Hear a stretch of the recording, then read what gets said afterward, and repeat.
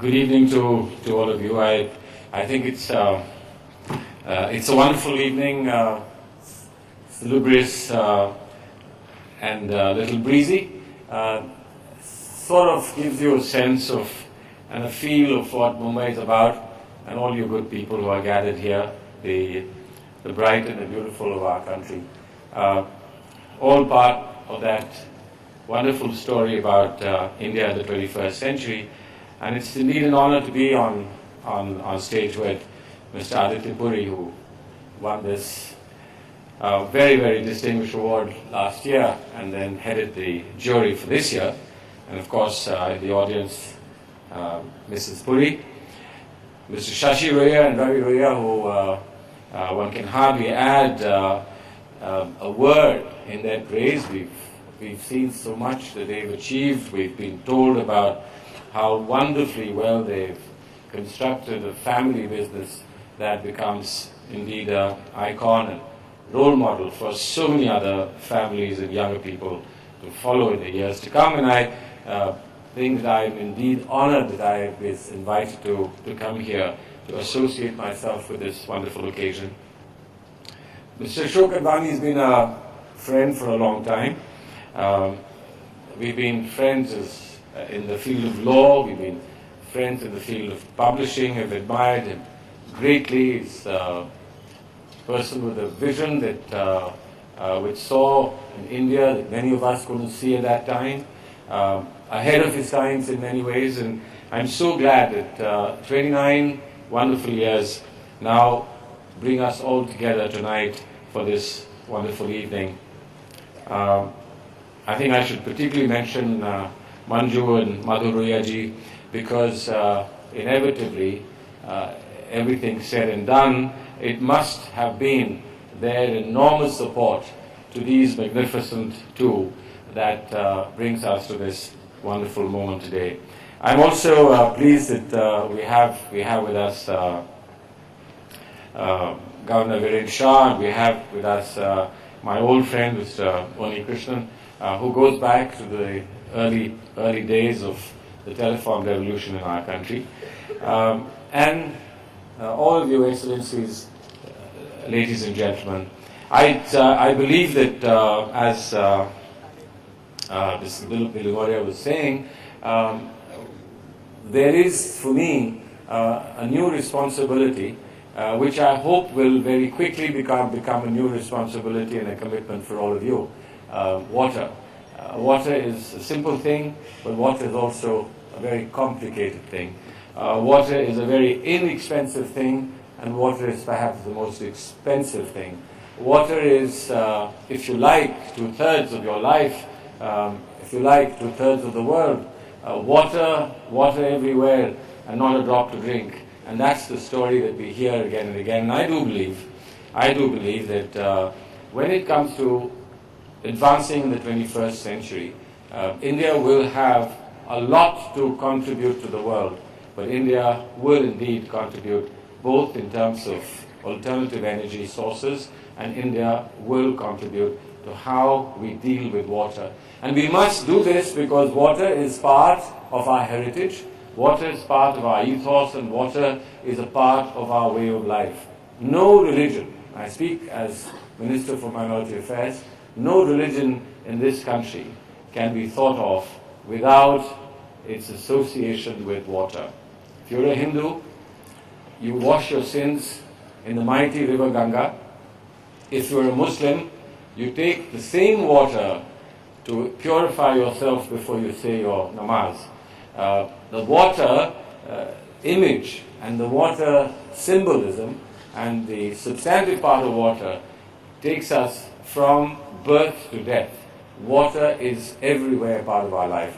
And indeed, if we seek a place in the 21st century, we must seek a place in the 21st century with water. We have it. We have problems with water. We have scarcity of water. We have wastage of water. We have pollution of water. But at least we have it. We don't have oil. We have water. So let us tell the world that in the 21st century, the fuel for growth will be water, and India will tell you what to do with water. And when I say this, I believe the Ruia brothers will also tell us what to do with the water. They've started on the edge of the water with the ports. They've gone to the competition to water, which is oil. But I do believe in the times to come, they will have a major contribution to make in the field of water. And therefore, we can begin a new story here. The great success of the last 20 years should lead now to the great success of the next 20 years.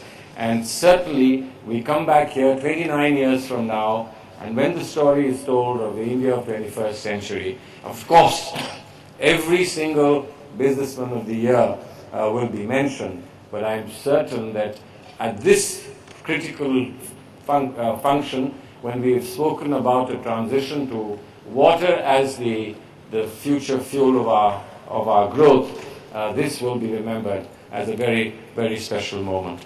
I also want to say that I asked Mr. Advani if Businessman of the Year will always remain Businessman of the Year, or will it ever become Businesswoman of the Year?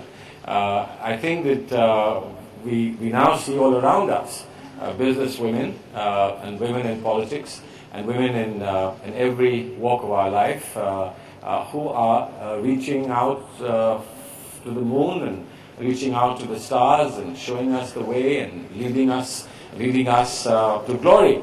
And I need hardly tell you that I follow a great woman in this country who is leading us to glory.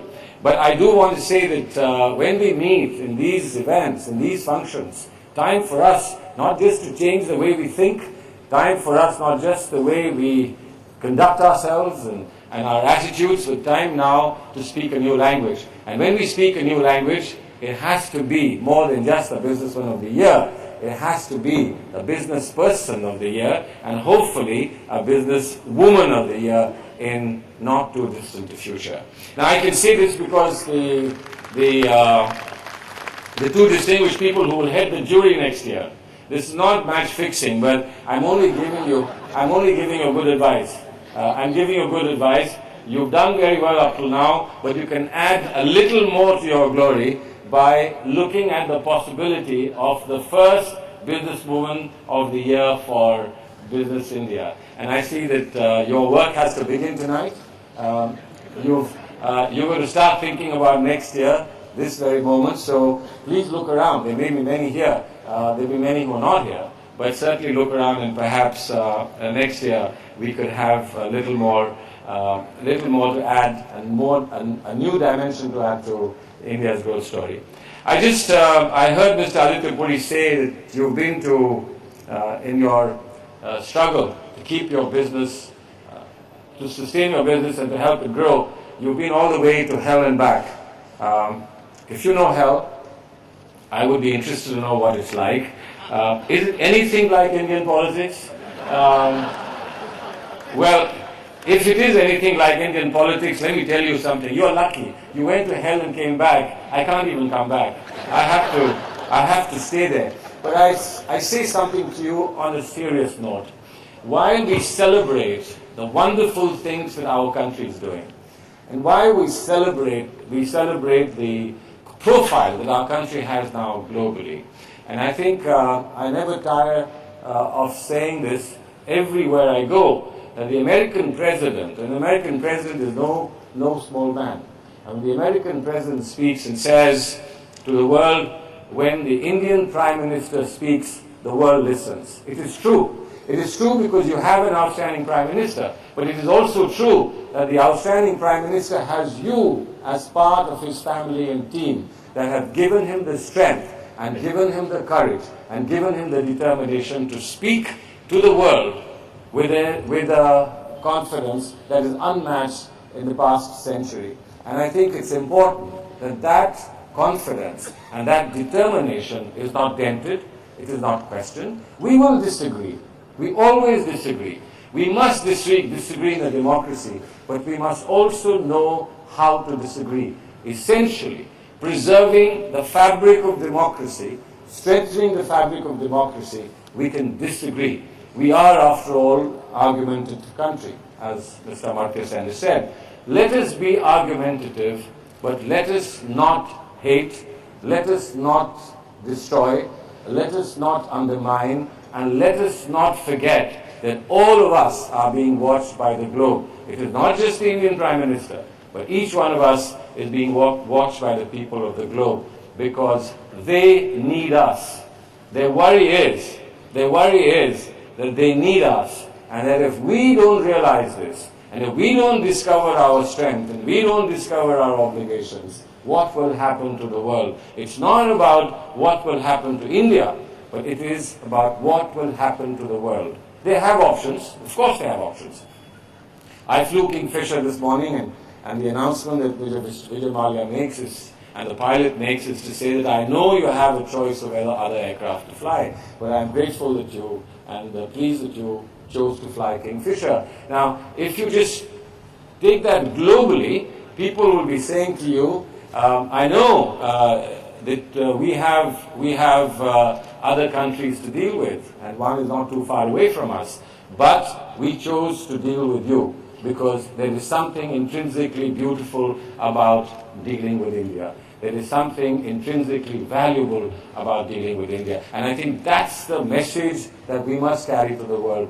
When you gather here and we speak in terms which are glorious, when we speak in terms that are generous, and we speak in terms which give us a sense of well-being and a sense of satisfaction and a sense of accomplishment and achievement, we must realize that this is not enough. We are not all of India. We have to take this message to the rest of India. There are people who perhaps are still untouched and who haven't yet discovered the wonderful things that you and I have discovered in life, the wonderful things that you and I will have our children get in their lives, the wonderful things that we will hand over to generations to come. But there are people who have neither discovered it for themselves and nor will discover for their children. And it's those people who must become part of your story and my story. And we are trying to do this. We are trying to address this by ensuring that what they cannot buy, i.e. medical facilities, they must be provided through cashless insurance, provided by government. And we are doing this for BPL children and for BPL families. If they cannot get themselves a home, then we must get them a home and a hearth. If they cannot get themselves an education, then we must get them an education. If they can't get themselves a job, we must give them the skills by which they can get themselves a job. But once they have a job, we must encourage them to move forward on their own strength and determination. We don't want to spoon feed for a whole lifetime, but we want to ensure that the entire country and all its people are in a position to stand in the marketplace of ideas, to stand in the marketplace of competition and say, I have today the right to ask for something which is my share of the total goods of our society. It is possible. It's not something that's impossible. Those who say that it's impossible to do it must remember that 30 years ago, Mr. Unni Krishnan is sitting here, we used to write to Mr. Unni Krishnan to say, give us 25 telephone connections for giving it out to our constituencies. We used to line up for gas cylinders to give out to people in our constituencies. Today, believe you me, I go to my constituency, I stop by every shepherd, I stop by every shopkeeper, I stop by every person in the fields, and I ask them if they have a mobile phone, and they give me their telephone number. I've even been in areas which have been afflicted by floods and fires. I've been to homes where people have nothing left except what they have on their back. And I ask them, how will I reach you if I want to reach you? And they give me their telephone number, and they have a mobile phone in their hands. India has changed. And it's people like Shashi Ruia and Ravi Ruia who have changed India. It's people like you who have changed India. Today, as we acknowledge and applaud them, we acknowledge and applaud you. We acknowledge and applaud this beautiful, courageous city of Mumbai that has, again, made the journey to hell and back. And I congratulate you, acknowledge, applaud, and thank you for giving us a sense that in the worst moments, you can still think of a little lamp that continues to burn. And that's the lamp that will then lamp 1,000 other flames, light 1,000 other flames that will light the entire sky, and we will all be able to say we lived in times in India which were times of great satisfaction, great accomplishment, and that we have passed the torch to a new generation of Indians with satisfaction, with a sense of accomplishment, and a sense that we served our country well. Thank you for selecting these two magnificent brothers who stand out not only as outstanding businessmen, not only as great patriots and people who've served this country, but ultimately who also stand out as examples of the family life that India is unique representation of, and that family life must also always remain intact in this country. There is no home without family. There is no family without love.